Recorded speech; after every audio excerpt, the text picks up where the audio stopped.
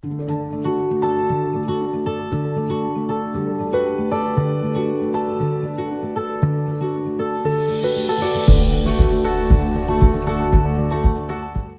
Shalom, hola a todos. Parashá Lej Lejá. En esta Parashá Lej Lejá vamos a ver el tema de Abraham, el hombre elegido. Bien, lo primero que tenemos que ver y analizar sobre el tema de la elección de Abraham aparece en los primeros versículos de esta Parashá, donde de Abraham entonces se nos dice, dijo Adonai a Abraham, vete de tu país y de tu lugar natal, de la casa de tu padre a la tierra que habré de mostrar.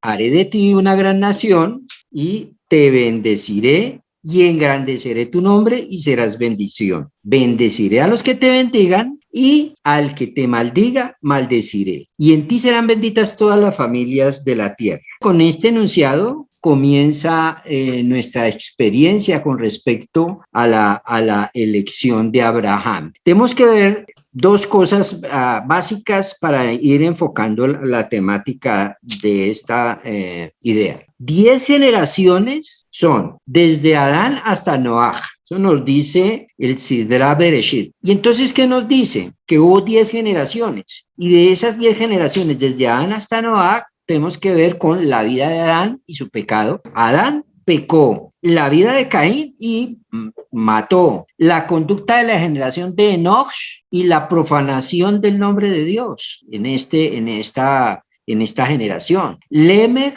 se vanagloria de sus matanzas de hombres, de mujeres y de niños. Las inquietudes de los hijos de Dios que arrebataron y tomaron las mujeres que desearon. La enormidad de la maldad del hombre. Todo esto resumido en las primeras 10 generaciones desde Adán hasta Noah. Ahora, hay otras 10 generaciones desde Noah hasta Abraham. Los hombres, se multiplicaron después del diluvio. Hizo su aparición Nimrod, el héroe cazador. Advino la generación de los constructores de la Torre de Babel.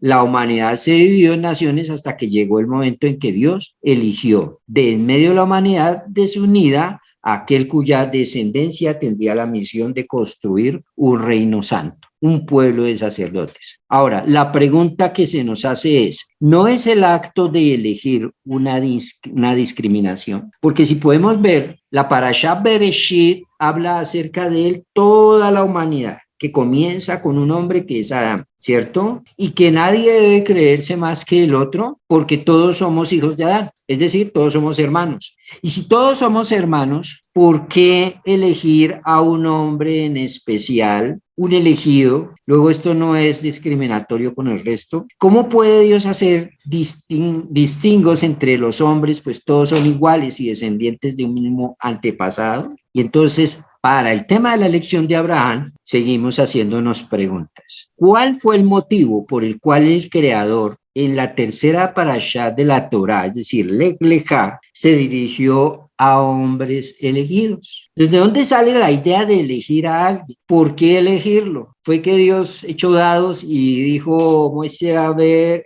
algo tuvo que haber? Entonces, algo tuvo que haber sucedido para que hubiera esta elección, puesto que toda elección se hace sobre un grupo basado en ciertos aspectos del que es el elegido. Bien, hasta ahí vamos bien. Lo siguiente que tenemos que ver es que analizar por qué o la respuesta de por qué estas generaciones anteriores fueron desechadas. Vemos que entre todos ellos, ¿qué había? Había homicidios, había gente que se jactaba de hacer lo malo, ¿sí? Y finalmente un pueblo que terminó totalmente dividido. No había unidad, ¿sí? La cuestión de la justicia de esta elección específica de Abraham fue planteada en todas las épocas. Rabí Yehuda Halevi, uno de los rabinos importantísimos del medioevo en España, él escribió un libro que fue el libro del Kusari. Este libro del Kusari es un libro en el que él utiliza un esquema de hacer preguntas y responder, para lo cual pone a diferentes personajes a hablar de temas de la vida y de por qué la Torá es el camino y cuál es la lógica de la Torá y cuál es la lógica del pueblo de Israel, etcétera, etcétera. Y en el diálogo aparece un rey que es el rey de un reino que se convierte al judaísmo y es el rey de los Khuzari.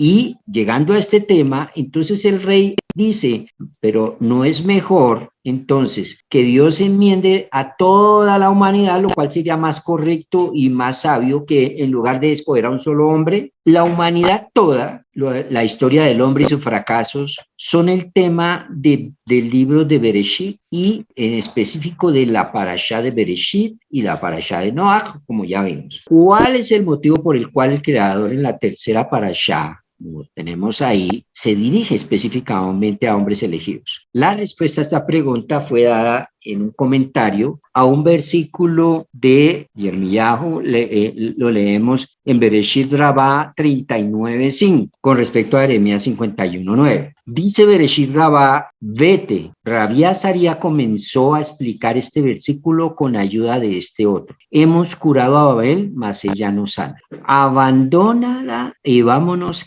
cada cual a su tierra. Quisimos curar a Babilonia, pero no ha sanado. Dejadla y vayamos cada cual a su tierra, porque ha llegado al cielo su juicio, se ha elevado hasta las nubes. Entonces, la respuesta, abandonadla y vayamos cada cual a su tierra. Es decir, hemos curado a Babel en la época de la generación de Nosh, mas ella no se sana en la época de la generación del diluvio. Entonces, ¿qué pasa? Abandonadla en la época de la dispersión y vámonos cada cual a su tierra. Y esto es lo que está escrito. Y dijo el Señor a Abraham, vete. En un mundo de caos, en un mundo que no había unidad, en un mundo que no hubo posibilidad de que el pueblo en conjunto que existía tomase las riendas de hacer teshuvá y de caminar correctamente delante de Dios, entonces es necesario hacer un recomienzo con un nuevo pueblo. Y para que haya un recomienzo con un nuevo pueblo, tiene que haber un origen de ese nuevo pueblo, y ese origen va a ser con Abraham. Entonces, hasta aquí podemos decir por qué sí es necesario que hubiera un elegido, pero no nos explica esto el motivo por el cual esa elección recayó específicamente en Abraham. No conocemos el pasado de Abraham, no se nos dice nada en la Torá de cómo era Abraham de niño, ni cuáles fueron los méritos que tuvo Abraham para ser elegido. Y vemos, por ejemplo, en la Torá, en el episodio del diluvio, que uno solo fue elegido entre todos para salvarle la vida, pero allí junto con el acto de elección fue revelado también el motivo por el cual fue electo, Noaj. ¿Qué es lo que se nos dice acerca de Noaj? Estas son las generaciones de Noaj. Noaj era un hombre justo, perfecto entre sus contemporáneos. Noaj andaba con Dios. Entonces, estas características hicieron que fuese elegido por Dios para el tema del arca. Lo mismo sucede con, y entonces Bereshit 6:9 dice, entonces más Noé halló gracia ante los ojos de Dios. ¿Por qué halló gracia delante de los ojos de Dios? Porque él era un hombre justo entre sus generaciones, ¿sí? Que hacía lo correcto, vivía rectamente delante de Dios. Ese es un argumento que nos da la Torá para justificar la elección de Noaj. Otra elección que hubo en el camino, en la Torá, la elección de Moshe, por ejemplo. A Moshe, entonces, cuando se le presenta a Dios en el tema de la zarza ardiente, también vemos que Moshe, habían argumentos en la Torá en la que esgrimía que Moshe era una persona que buscaba la justicia y que en busca de lo que es justo y es correcto para su pueblo, termina matando al egipcio y por eso tiene que huir. Esa es una justificación que se nos da porque Moshe fue electo, entre otras cosas, su preparación para el gobierno, etcétera, cuando fue niño, preparado en la casa de Faraón, ¿sí? Por la hija de Faraón, por Patia. Se nos habla muchas cosas de Moshe cuando era niño, etcétera, para poder decir, bueno, él cumplía con ciertos requisitos para ser electo, pero de Abraham no se nos dice nada. Entonces vamos a averiguar y vamos a investigar por qué y de dónde sale la idea de que Abraham es elegido en este caso para refundar un nuevo pueblo y de ahí comenzar una nueva historia, un pueblo que a la larga termine jalonando al resto de la humanidad a la redención delante de Dios. En Bereshit, capítulo 12, versículo 2, como tenemos ahí, dice Dios a Abraham: haré de ti una nación grande, te bendeciré y engrandeceré tu nombre y serás bendición. Pero este capítulo no nos explica el motivo por el cual Dios se dirigió a Abraham y le dijo: abandona tu patria y te recompensaré de un modo como nadie ha sido aún. No nos da a conocer si Abraham antes era idólatra o era un hombre justo. No se nos explica nada de eso. ¿Dónde es que se nos empieza a explicar sobre este tema? Cualidades que tenía Abraham. De esto se nos empieza a explicar en la Torá oral. Rambam es Maimónides, nos relata el pasado y el desarrollo de Abraham en el Código de las Leyes de la Idolatría. Eso lo puedes estudiar en un libro que escribió, un tratado que escribió, que se llama el Mishneh Torah, Ilhot Avodah Zarah, capítulo 1.3. Dice Maimónides: una vez que este genio del espíritu, o sea, Abraham, fue destetado, comenzó a indagar con sus pensamientos, siendo aún pequeño, y a meditar día y noche, y se asombraba. Es decir, que Abraham tenía una primera característica que quiero que analicemos. Abraham tenía la pequeña característica muy especial que tienen el acceso gratuito todos los que quieran. ¿Cuál es esa capacidad que está poniendo en práctica acá? Tenía la capacidad de pensar, capacidad que deben tener todas las personas, pero que la gran mayoría la tienen en receso, ¿sí? La primera característica que vemos aquí de Abraham es que era una persona que utilizaba el racionamiento, era una persona que utilizaba su mente para preguntarse cosas y para hallar respuestas. Bien, Abraham no tenía una biblioteca en la que podía ir a estudiar. No era nacido en un pueblo que tuviera Torá, porque Abraham no era judío. No existía en ese entonces el judaísmo. Abraham vivía en un medio totalmente pagano. Es decir, que él empieza a cuestionar cosas de la idolatría en la que vivía desde que nació, para lo cual empieza a utilizar sus pensamientos. Acuérdense que la Torá, el mandamiento principal en el Shema se nos dice: y amarás al Señor tu Elohim con tu corazón. El tema de amar a Dios con el corazón tiene que ver con la mente, tiene que ver con el raciocinio, tiene que ver con el pensamiento. Siendo aún pequeño, empezó a meditar día y noche, es decir, que el racionamiento se desarrolla no solamente con un pensamiento que le florezca cada 5 años, sino que es un proceso de como desarrollar cualquier músculo del cuerpo. Tiene que ser constante. Y él tenía esa capacidad. Meditaba día y noche y se asombraba. ¿Cómo es posible que esta esfera, es decir, el Sol, gire continuamente? Pues si usted observa bien, las cosas deben moverse porque hay siempre un origen primario. Nada se mueve porque sí. Entonces, ¿cómo es posible que el sol que tengo encima de la cabeza todos los días gire continuamente? La gente ni siquiera, aquí en nuestro medio, la gente no tiene la capacidad ni siquiera de preguntarse por qué brilla la luna, cuando obviamente las clases las daban en primaria. Y pues, pues muchas veces en clase uno me ponía a tirar papelitos y no, ver a qué hora salía a descansar o a qué hora sonaba el timbre para salir corriendo para la casa. Pero la gran mayoría de las personas, yo hice ese ejercicio muchas veces, preguntarles: oye, ¿por qué brilla la luna? Una cosa que está encima de la cabeza de todas las personas, toda la vida, todas las noches. ¿Por qué eso brilla? Una pregunta tan sencilla, la mayoría de la gente común, increíble, no la sabía responder. Y entonces él dice: ¿cómo es que gira el sol continuamente? Y no haya quien lo haga girar. ¿Quién la hace girar? Pues no es posible que se haga girar a sí misma. Y no tenía maestro ni quien le informase, sino que estaba perdido en Ur-Kashdin entre los tontos idólatras. Su padre y su madre y todo su pueblo eran paganos, y él también era pagano porque nació en ese medio. Y su corazón indagaba y observaba hasta que captó la verdad y comprendió lo justo por medio de su propia inteligencia, y supo que hay un solo Dios.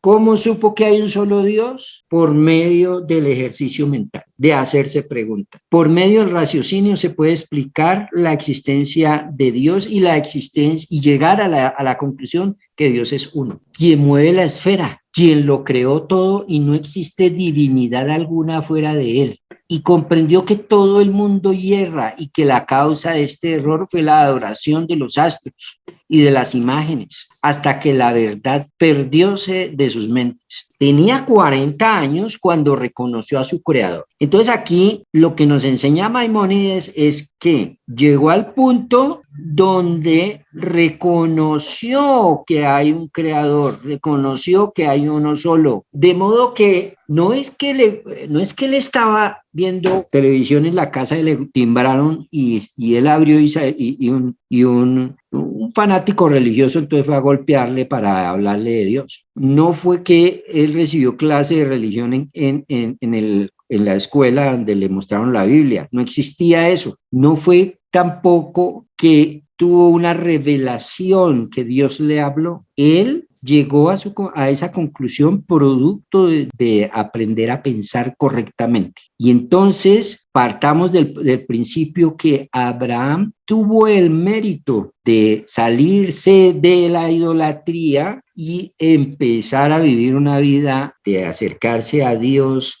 alejándose de la idolatría cada vez más. Alejarse de la idolatría es alejarse de la falsedad, alejarse de la mentira. Dice que tenía 40 años, es decir, fue un proceso. Eso no fue un día para otro. Y una vez que reconoció y supo esta verdad, comenzó a plantear preguntas a los habitantes de Ur Kasdim y a discutir con ellos diciendo: ¿no es este el camino de la verdad por el que transitáis? Y destrozó los ídolos y comenzó a enseñar al pueblo que no es correcto adorar a nada, salvo a Dios del universo. Entonces, el siguiente paso que hizo fue actuar. Él no se contentó con pensar para él y refinar y restaurar su cerebro, sino que además de ello, vio la necesidad de enseñar a los otros, correrles el velo a los demás, para que también aprendan a pensar correctamente, pues el cerebro lo tenían estropeado. Cuando está en la idolatría, tiene el cerebro estropeado. ¿Quién se empezó a enseñar? Enseñar a que Dios era uno y que Él había creado todo. Y solo ante Él es correcto posternarse, sacrificar holocaustos y ofrendar vino a fin de que lo conozcas todas las criaturas venideras, lo cual quiere decir que en esa época el idólatra hacía holocaustos, sacrificaba holocaustos, ofrendaba vino, etcétera, pero lo hacía para infinidad de dioses paganos. Que es correcto exterminar y destrozar todas las imágenes para que no hierre el pueblo a causa de ellas, como aquellos que piensan que no hay otra divinidad sino estas imágenes, siendo que los vencía con sus argumentos, es decir, que su argumento no era: ¿y usted por qué cree que Dios es uno? Porque Dios me lo mostró. Eso no era el argumento de Abraham. El argumento de Abraham no era porque Dios se lo dijo, porque lo creo así, punto. Eso no es un argumento, eso es fanatismo. El argumento tiene que tener bases lógicas, y él explicaba con bases lógicas por qué Dios era uno y por qué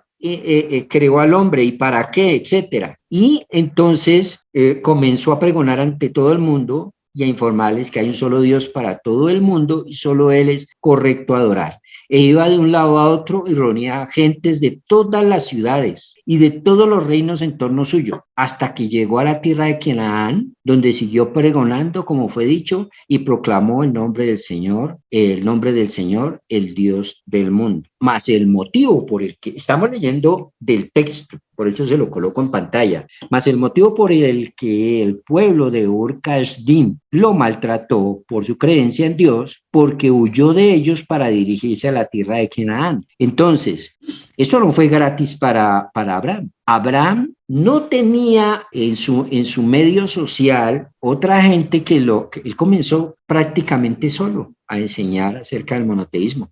No tenía no tenía un grupo en el que resguardarse. Tuvo que crear una cantidad de discípulos que seguían a Dios, que creyeran en Dios. Y esto le generó tal nivel de problemas que intentaron matarlo. Y por eso tuvo que huir de Ur de Kasdiel. Luego los Midrash nos explicarían que él lo metieron al horno de fuego, etcétera. Todo para matarlo. ¿Por qué? Por este principio de creer que Dios era uno y por enseñar eso, puesto que los idólatras tomaban esto.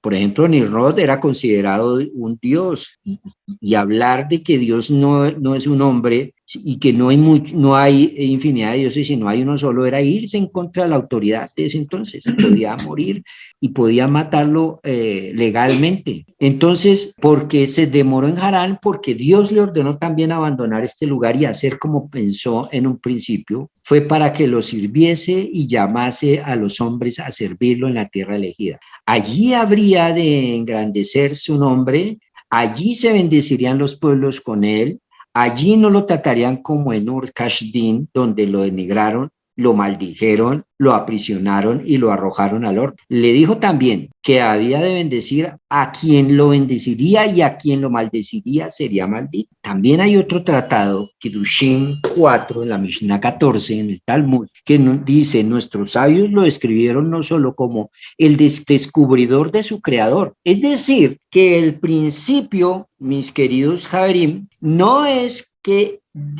Dios eligió a Abraham, sino que en principio Abraham eligió a Dios. Abraham no recibió ninguna revelación, ninguna voz que le habló al oído, no hubo ningún sueño, no hubo nada de eso hasta casi el final de su vida. Y antes de eso, toda la vida había sido una vida de llegar a la conclusión de que Dios era uno, que a ese Dios había que adorar, etcétera, enseñar a ser discípulos y ser perseguido hasta casi su muerte, ser maldecido, quedarse sin familia, etcétera, ¿sí? Ya a lo último es que Dios se le revela y le habla directamente a él. Por eso es que a Abraham se le llama el padre de la fe. Padre de la fe, ¿por qué? Porque la verdadera emuná se logra poniendo al servicio de las cosas de Dios el cerebro, poniendo al servicio de las cosas de Dios el raciocinio. Nuestra fe no es una fe de aleluya, de gloria a Dios, del que más grita, el que más llora, de que no es una fe misteriosa, no creemos en cosas que no podemos explicar, no creemos en que Dios es 3, 4, 5, etcétera, y si nos preguntan por qué, la respuesta es porque esa es mi fe. Eso no es una respuesta satisfactoria para alguien que quiera crecer realmente en emuná. La emuná es una emuná que te da respuestas a las preguntas. Seguramente habrá muchas preguntas que no tendrán la respuesta al instante, pero para eso uno de los mandamientos principales de la Torá se llama Talmud Torah, el estudio de la Torá. Y entonces él fue llamado el descubridor de su creador. Él llegó a la conclusión, después de una larga vida, que Dios tenía unos principios básicos, entre ellos que no tenía cuerpo, que no tenía forma, etcétera, etcétera. Fue entonces descubridor de su creador y derribador de ídolos, no solo como luchador y propagador de la fe por la cual estaba dispuesto a ir a la muerte, por la verdad que encierra, sino también como observante de todos los preceptos de la Torá que aún no habían sido promulgados. Pues, ¿cuál es el principio? El principio es que si yo llego a la conclusión de que Dios es uno y que Dios tiene y gobierna permanentemente el mundo, ¿sí? Y que Él nos da unos mandamientos para seguir, el paso siguiente entonces es hacerle caso. Abraham fue conducido a través de su vida por su elección a una cantidad de pruebas por los principios que él tenía. Pero ojo, hasta este momento Dios no se le había revelado. Cuando Dios se le revela a Abraham, entonces ahora es que le vienen una cantidad de pruebas. Es como cuando el alfarero está escogiendo sus vasijas para ser llevadas al mercado. Primero probó esas vasijas entre estas vasijas las que se mantuvieron o sea, no se rompieron con el solo hecho de cogerlas. Ahora ya, dentro de las que cogió, ahora escoge la vasija que va a ser la más costosa, la más vistosa, etcétera. Ahora esa vasija tiene que pasar unas pruebas, porque dentro de las que escogió hay una que tiene que pasar la prueba, que va a ser la prueba máxima para que pueda ser la vasija que pueda vender con mayor garantía, por decirlo de esa manera. Lo mismo sucede con los carros, lo mismo sucede con las cosas bien hechas, tienen que pasar pruebas. Pero previamente él vio que Abraham había pasado las pruebas en su vida pasada, ¿sí? Que él había luchado por mantener, se ha mantenido firme en sus convicciones y ahora lo escoge, ya que esta vasija es especial, ahora ya escoge esa vasija para hacerle las siguientes pruebas que van a hacer para llevarlo al punto culminante de su vida. Abraham debe abandonar a su tierra.